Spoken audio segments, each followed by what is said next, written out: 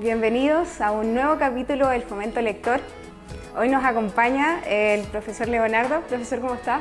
Bien, Claudia, acá, siguiendo las maravillosas lecturas de nuestro libro de enseñanza media y de octavo, porque es una lectura compartida de octavo y de enseñanza media para hoy. Sí, hoy día vamos a ver a un grande de la literatura del siglo XX que marcó un antes y un después por sus relatos cortos, por su traspaso de géneros y la mezcla de la fantasía y la filosofía. ¿De quién estamos hablando? Jorge Luis Borges. Bueno, aquí vamos a saber un poquito más de qué se trata. ¿Me ayudas con la lectura? Por supuesto. Jorge Luis Borges nace en Buenos Aires, Argentina, un 24 de agosto de 1899. Fue un escritor de cuentos, ensayos y poemas, extensamente considerado una figura clave para toda la literatura de habla hispana como para la literatura universal. Sus libros exploran ideas filosóficas relacionadas, por ejemplo, con la memoria, la eternidad, la posmodernidad y la metaficción. Sí, es un autor muy importante dentro de la literatura. Sin él, ¿qué habríamos hecho, cierto? Por supuesto. Ha llenado tardes y tardes de lectura para miles de personas y durante muchas generaciones.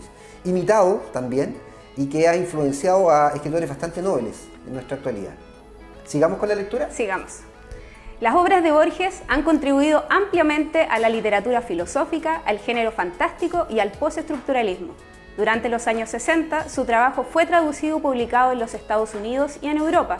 Galardonado con numerosas distinciones, Borges dedicó su último libro, Los Conjurados, a la ciudad de Ginebra, donde moriría en 1986.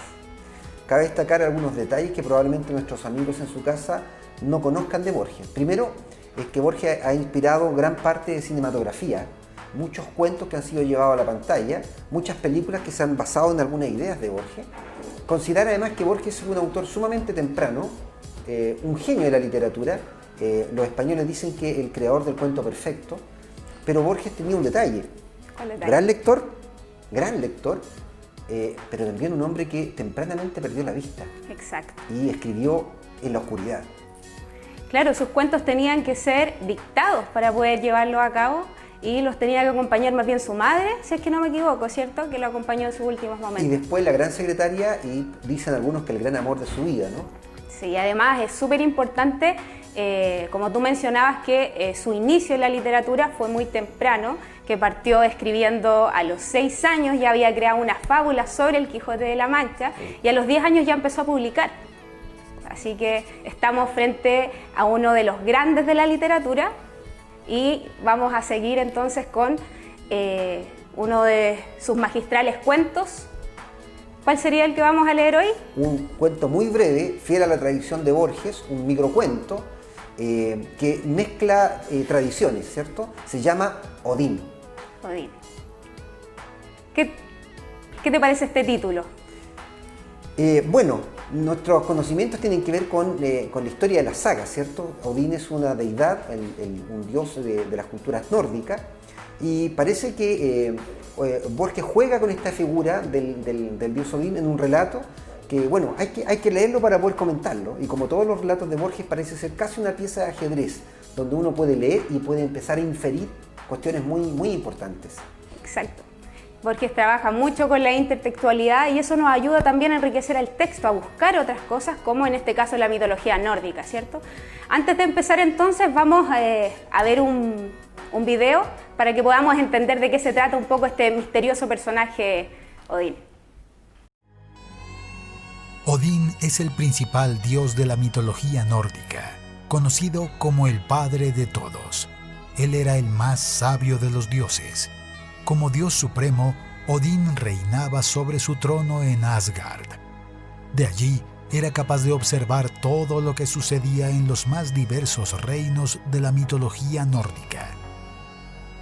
Odín generalmente es representado sosteniendo su lanza y acompañado por 2 cuervos, Hugin y Munin, y 2 lobos, Geri y Freki. El dios solo tiene un ojo. El otro fue sacrificado en su búsqueda por la sabiduría. Además de ser considerado el dios de la sabiduría, también era el dios de la guerra y de la muerte. Las almas de aquellos que murieron con valentía en los campos de batalla eran traídas por las valquirias y recibidas por Odín en el salón de Valhalla, donde quedarían hasta la llegada del Ragnarok.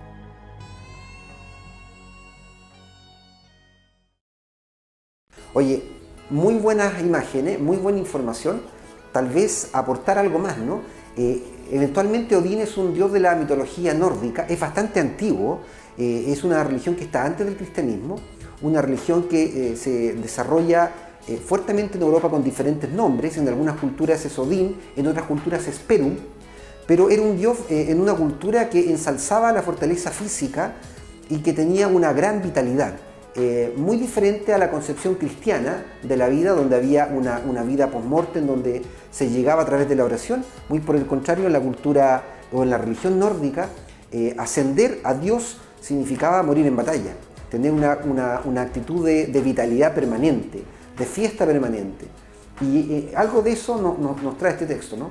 Claro, y un poco para contextualizar, para que recuerden de quién es este personaje. Hay unos seres que llegaron a la pantalla, al cine, que son los hijos de Odín. Thor, Loki, por ejemplo, han aparecido mucho en películas para que ahí ustedes se puedan guiar un poco y contextualizar de qué se trata. Claro, aparecen en los Avengers. Sí, se volvieron... Y hay otra saga de anime, que fueron los Caballeros del Zodiaco, donde también peleaban contra los hijos de Odín. Exacto, sí. ¿Vamos al cuento entonces? Vamos al cuento. Odín. Se refiere que a la corte de Olaf Tryggvason, que se había convertido a la nueva fe, llegó una noche un hombre viejo, envuelto en una capa oscura y con el ala del sombrero sobre los ojos. Aquí vemos a nuestros dos primeros personajes, ¿cierto? Este rey nórdico y este hombre misterioso que llega envuelto en esta capa oscura. ¿Sigamos? Sigamos. El rey le preguntó si sabía hacer algo. El forastero contestó que sabía tocar el arpa y contar cuentos.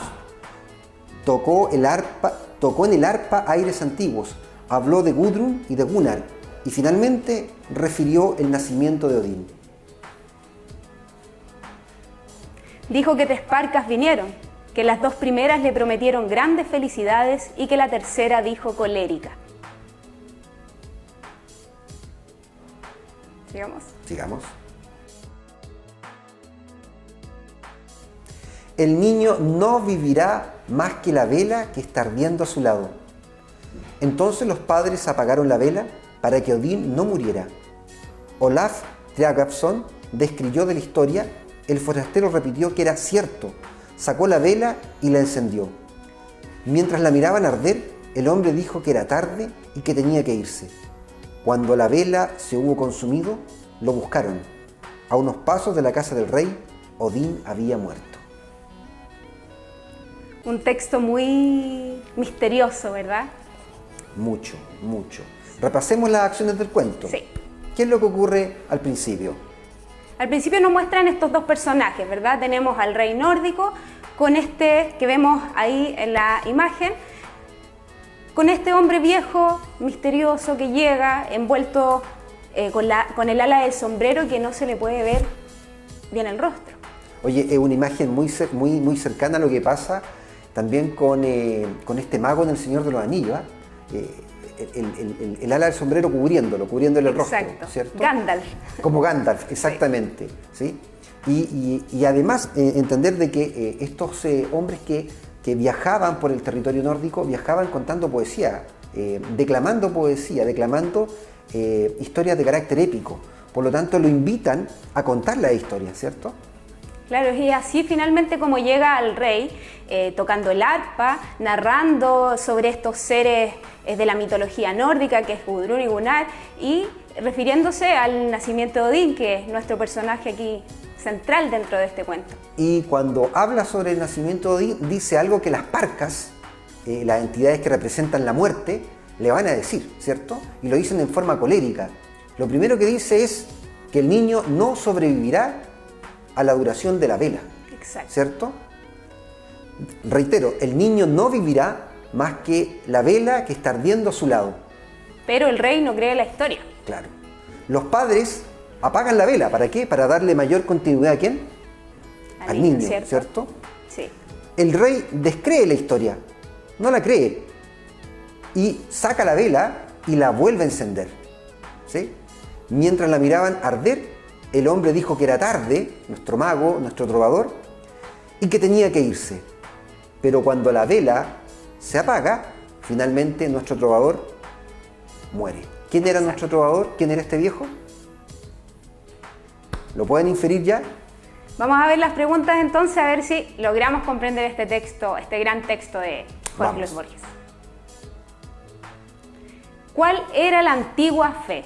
¿La creencia en Odín o la creencia en Dios? Bueno, por los datos historiográficos sabemos que la religión cristiana llega bastante más tarde a este territorio, ¿cierto? Sin embargo, parece que el rey se había transformado a la nueva fe cristiana. Evidentemente, la alternativa correcta debiese ser la B. Perdón, la A, perdón. La antigua fe, ¿cierto? Claro. Esa era la antigua fe. Sí, la antigua fe. Muy bien. Porque nuestro texto parte contándonos que este rey se ha convertido a una nueva fe. Por lo tanto, toda la creencia mitológica que ellos tenían, escandinava germánica, ya se había perdido. Quizás por esto también era la presencia de este ser misterioso que aparecía frente a él. Y eso nos coincide, profesora, porque eventualmente marca la muerte de Odín, que podríamos leerla también como la muerte en la creencia en Odín.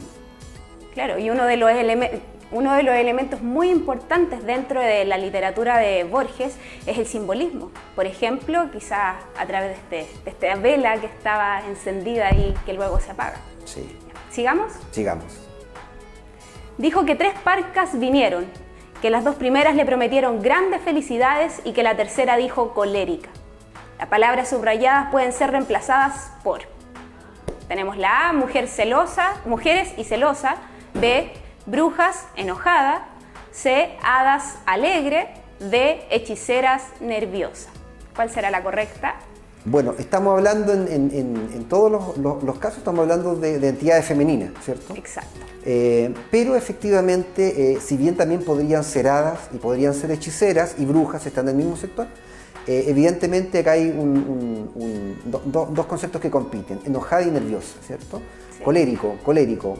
Yo tiendo a pensar que la alternativa B es la correcta, brujas y enojada. Vamos a ver.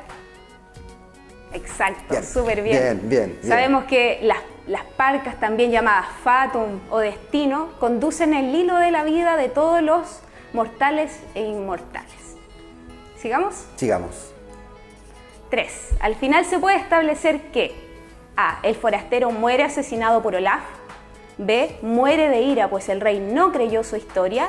Y C. El forastero era Odín. A esta altura parece ya evidente la respuesta, ¿cierto? ¿Cierto?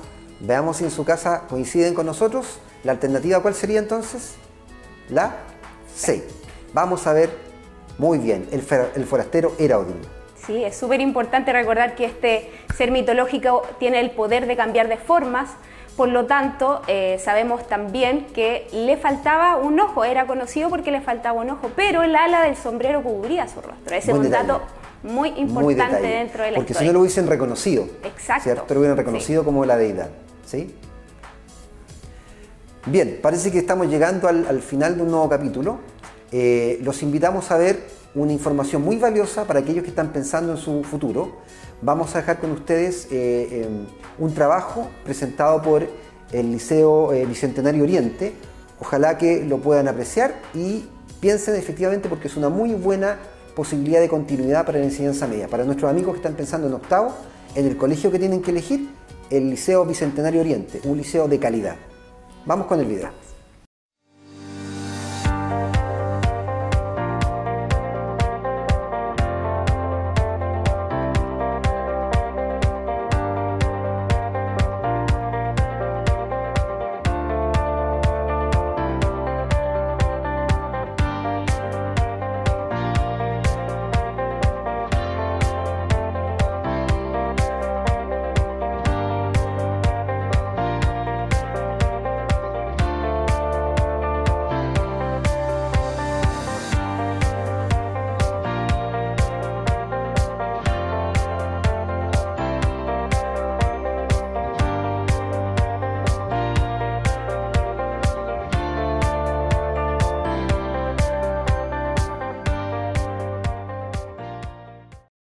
Bueno, esperando que puedan visitar su página, recabar información para elegir la mejor opción para su futuro. Vamos llegando finalmente al término de este capítulo. Los invitamos siempre a leer, a reflexionar, a revisar nuevas lecturas. Y sin más que decir, ¿algo más, profesor? No, que esta lectura está en el libro de octavo y de enseñanza media. Como otras lecturas, la invitación, como decía la profesora, es a revisar estos libros que han sido entregados por nuestra ilustre municipalidad para poder reforzar el proceso lector en este tiempo de pandemia. Nos han visto en este programa en el mismo set, no estamos en el mismo set, estamos en set diferente por razones epidemiológicas. Así que bueno, la invitación es nuevamente a leer nuestros libros y a poder conversar y dialogar con nuestra familia sobre la lectura. Un abrazo. Chao. Nos vemos.